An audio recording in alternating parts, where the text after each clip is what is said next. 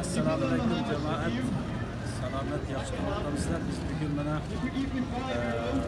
elimiz Abdülhamid'inki 3 aydan beri davamlaştırıp kelayotgan namoyishini Qo'rg'osh yuzasidan bularga jamiyatning raisi Abdurahmon Tavazi bilan ziyoratga keldik. Biz vatan davosini qilayotganmiz. Shu elimiz o'xshash izchil to'xtatmay qila olsak, bu vaqtda ishimiz natija berdi. Ammo oyda yilda bir necha faoliyatni qilib, yilda 5-6 namoyishni qilsak, vatan qo'lga kelmaydi.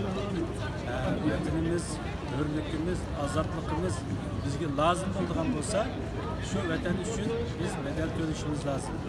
Vaktimizni, cinimizni, elimizni, hem narsimizni bedel töleyen vakitte vatanımız kolları ilerleyecek. Şu münasebetiyle biz Abdülhamid'e yani bir takım rahmet etmen.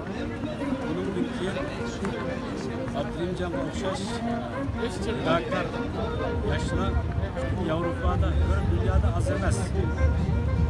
Yüzü tuğan rayonda, yüzü tuğan şehirde, hatta yüzü tuğan yazılarda şunda işlerini kılıp davamlaştıralaydı imkanı var. Bugünkü vatanımızda bulavatkan zulümünü körep durup, köyevatkanlıkını körep durup, bununla güç kalmasılık bu vatanımızga, milletimizga vefasızlık kılışkın başka meselesinden kolaydı. Hemen Assalamualaikum hürmetli görünmenler, vatandaşlar. Bana kardeşimiz Abdülhamidcan 3 aydan burun izchil namoyish qilyapti. Biz albatta rahmatimizni bildiramiz, teşekkürimizni bildiramiz.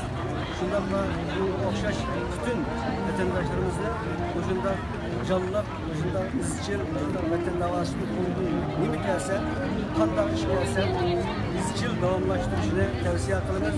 Çünkü vatandan işte bulayotgan zulüm hammadan enib qolgan.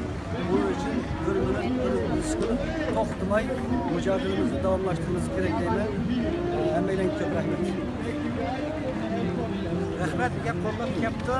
Sharq Turkiston muallim jamiyati boshqarmasi kelib, Alloh razı olsun.